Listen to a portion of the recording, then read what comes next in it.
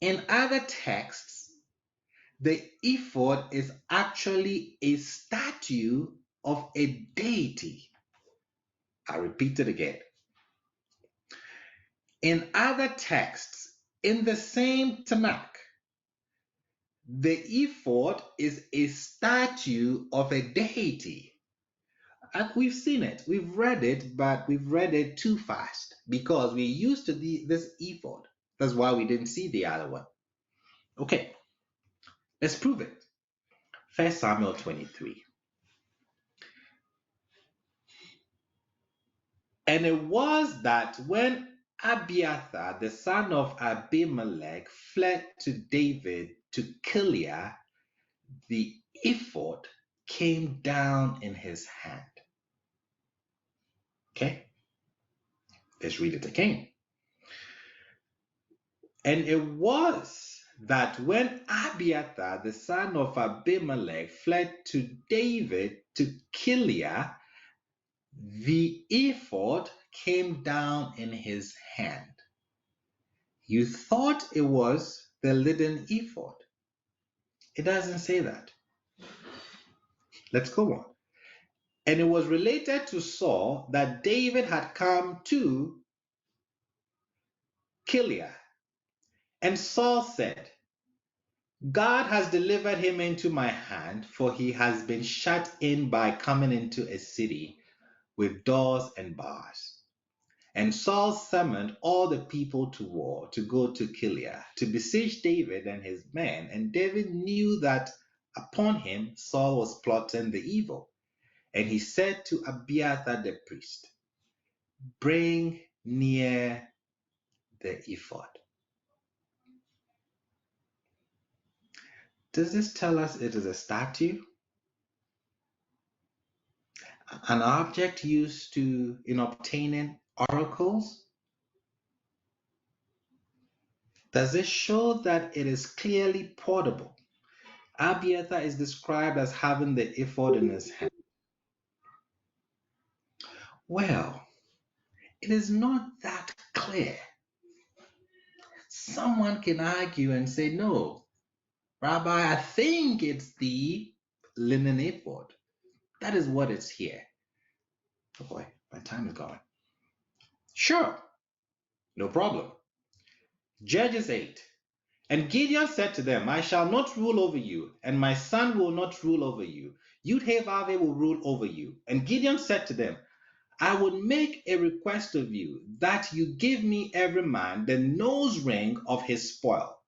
For they had golden nose rings because they were Ishmaelites. And they said, we shall willingly give. And they spread out the garments, and every man threw therein the nose ring of his spoil, and the weight of the golden nose rings that he requested was 1,700 dinar of gold, beside the crescent, and the pendant, and the purple garments that were on the kings of Midian, and beside the chains that were on the neck of their camels.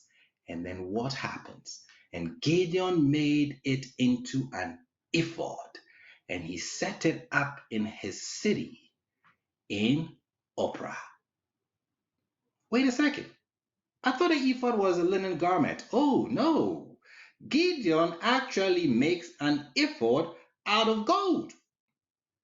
That is why you don't see it called the linen ephod, because there is a second one, which is a statue of a deity.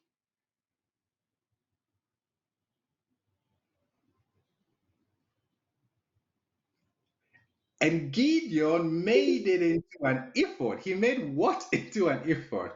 The gold. The gold necklace, the pendants that he took, the nose rings from the spoils of war, and he makes an ephod. Evidently, it was solid,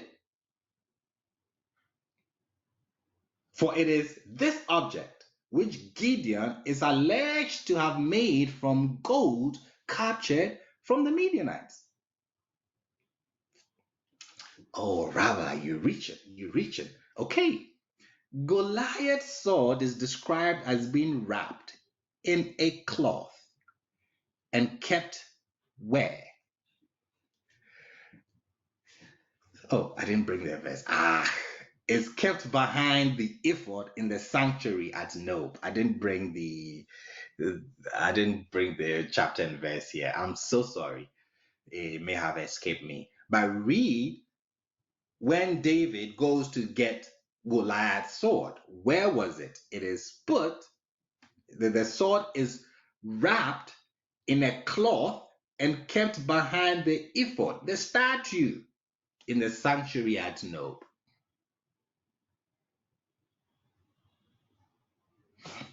Look at Hosea. You would think that Hosea the prophet will condemn it. Let's read Hosea 3.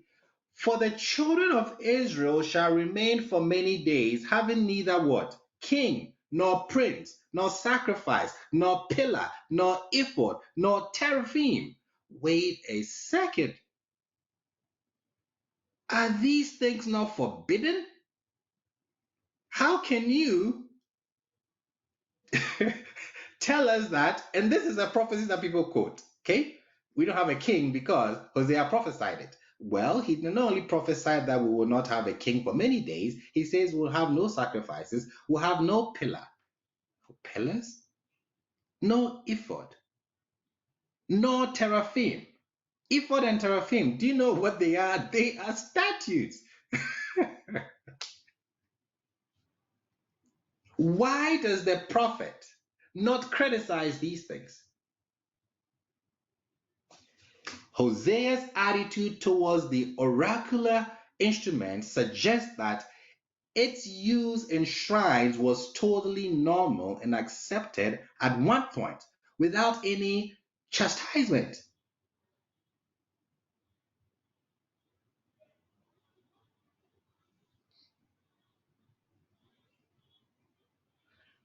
This only changed with Josiah's reform.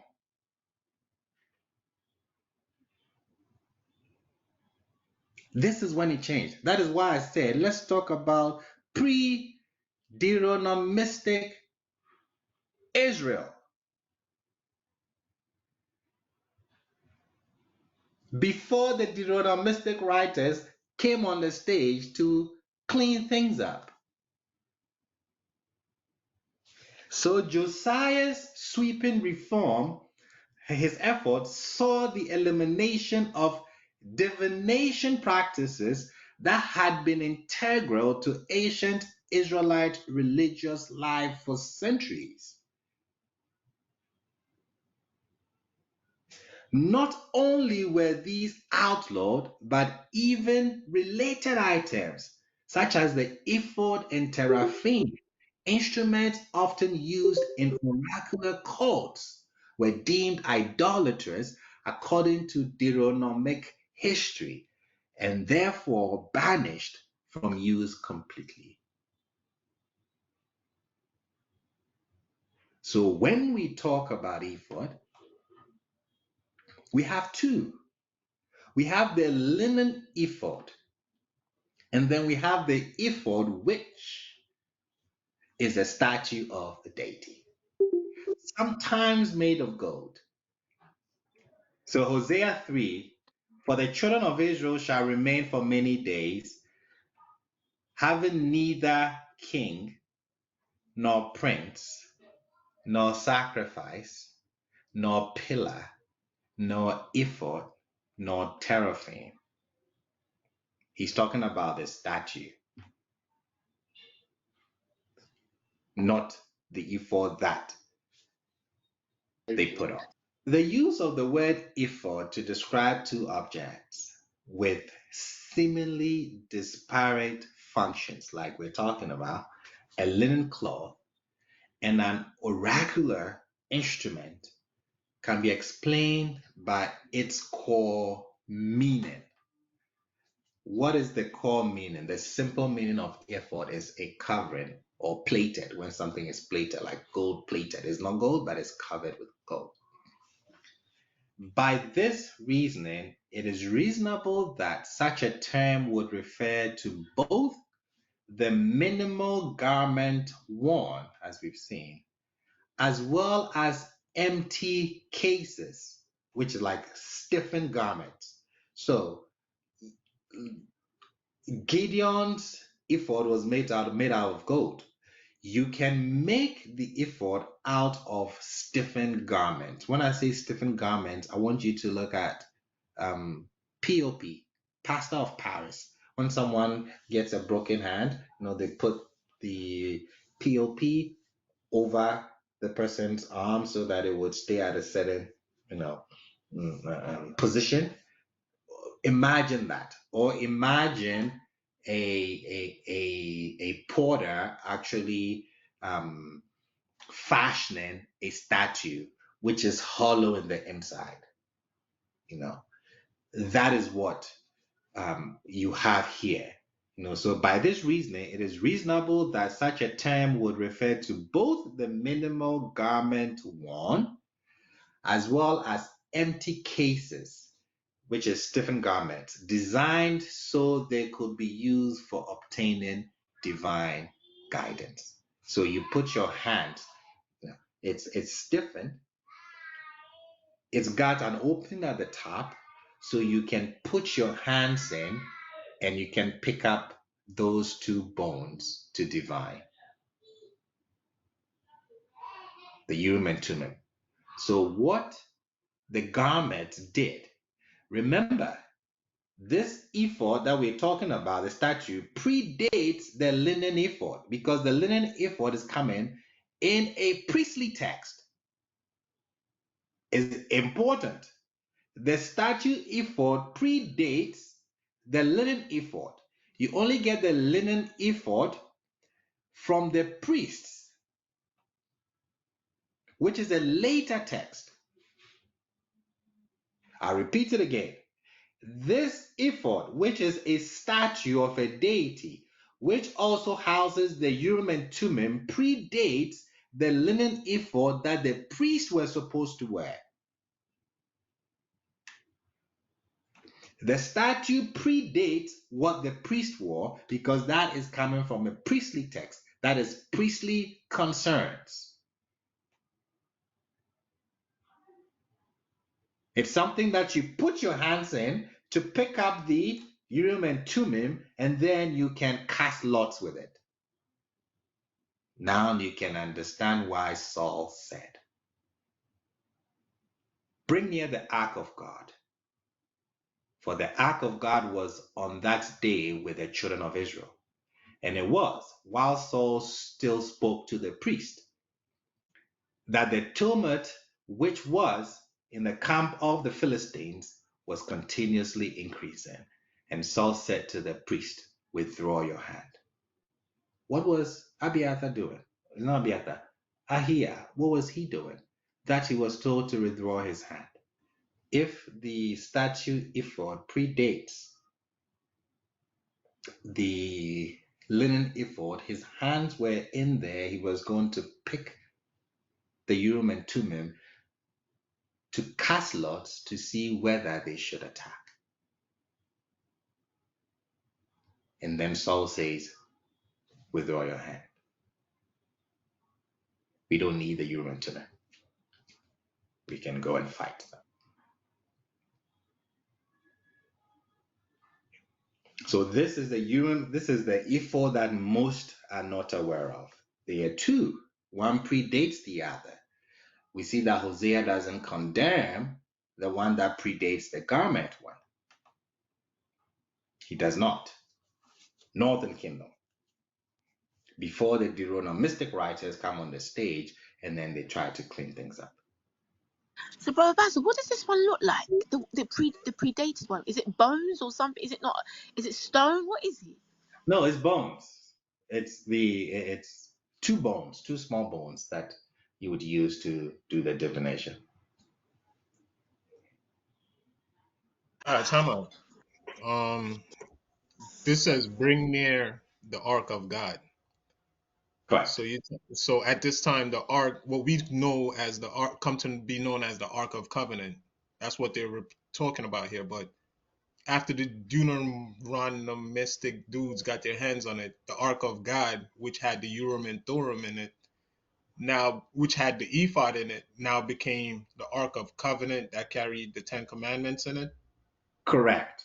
So So whatever that was in this ark in the northern kingdom in Shiloh is replaced with the Ten Commandments, because you cannot say there are beetles in there, they are stones. right.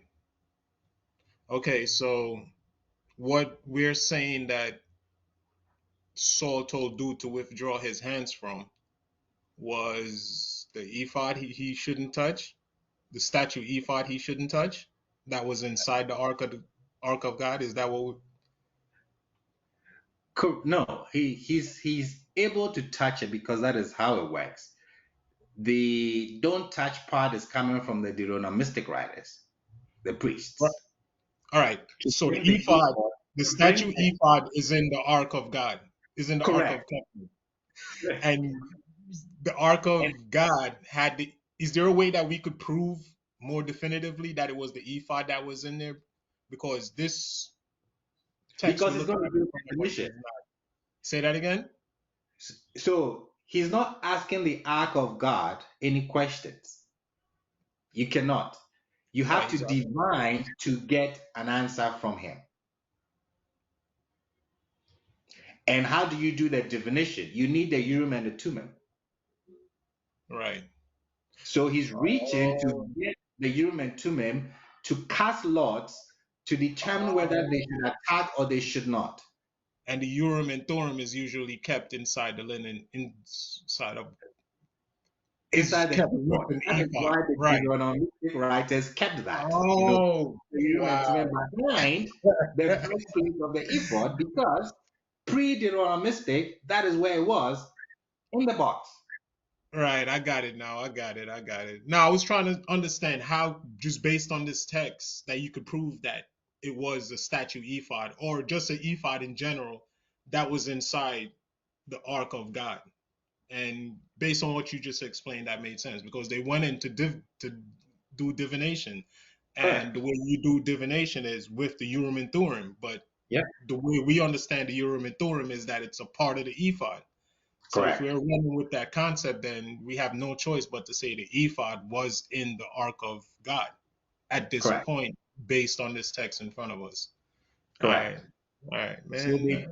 I didn't they play took with this you. and then converted it and put it on the chest of the priest. Right, they turned what was once a statue into a vest. Correct. So now is only the priest who has access to it. He has it all the time. You see what's going on here? You know, how is David able to touch it and all that? Yeah, you got to connect that though. Like, how did it? So, at what point did it turn into something that David could wear? From because David and Saul is pretty close. Right here, we got Saul looking at it as a statue. By the time we got to David, it's Correct. something he's wearing. Correct. So where So was that transition? let's look at it. Have 3 minutes. I can finish. Let's look at the nakedness of Saul and David and see the parallel. Okay. Remember, the theology is that David is taking over Saul. David cannot just say he's king. He has to demonstrate something. Usually, you have to demonstrate that you have a connection with the deity who you're going to be a king for. Correct? Okay. In 1 Samuel and 2 Samuel, the Bible paints a parallel between Saul's nakedness before YHVH with David's similar vulnerability when approaching the ark.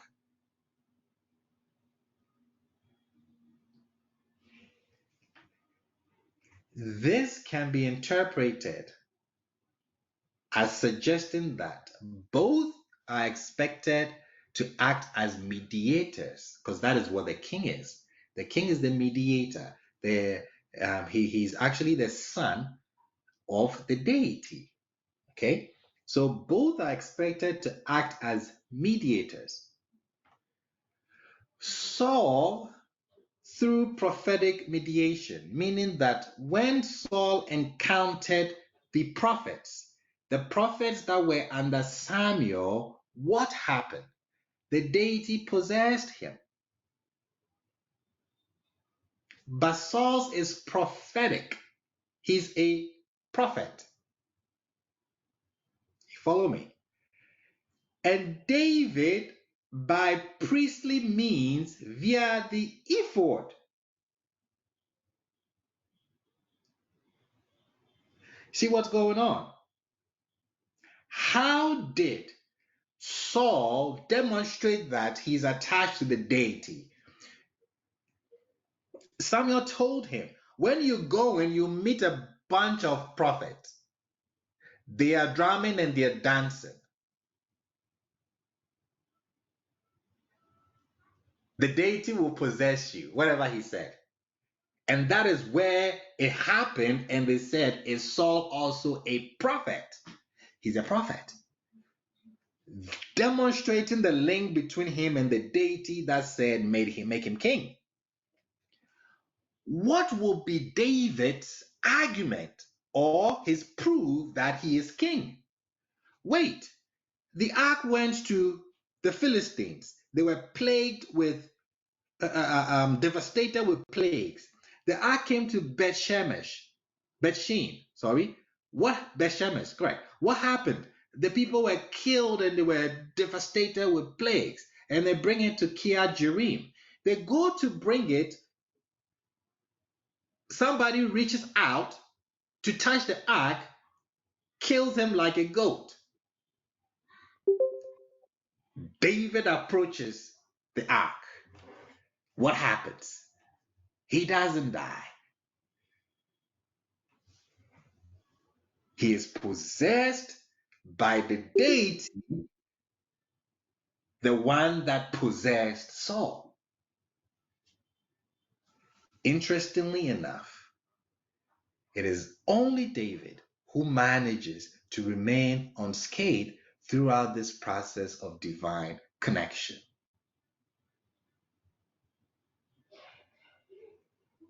David is also possessed by YHVH when he approaches the ark, but in contrast to what happens to the Philistines and the people of Bethshemesh, to Uzzah or Uzziah, he does not die. Like Mr. David has it in the chat, the golden boy. So it's a parallel. He's not a prophet. That is Saul. He's a priest. He's more than a prophet. And they're going to take this theme and he's going to be in the order of Melchizedek. Beautiful narrative. What have we learned so far? We've learned that the ephod is not a garment that covers your nakedness. It's not. The ephod is more of a corset. And if you're wearing only that, it means that you are naked. Michal's sentiment. When David comes home, she says he dishonored himself. Well, what was doing was a fertility ritual, so her punishment was that she was infertile. Now, when we read about the garment, we noticed the ephod, and then we looked at a different kind of ephod that most of us didn't know, which was a statue of a deity. We see Gideon show it to us. We are told that Goliath's sword is behind the ephod, which tells us it's something that is standing. And then we see that Hosea does not condemn it.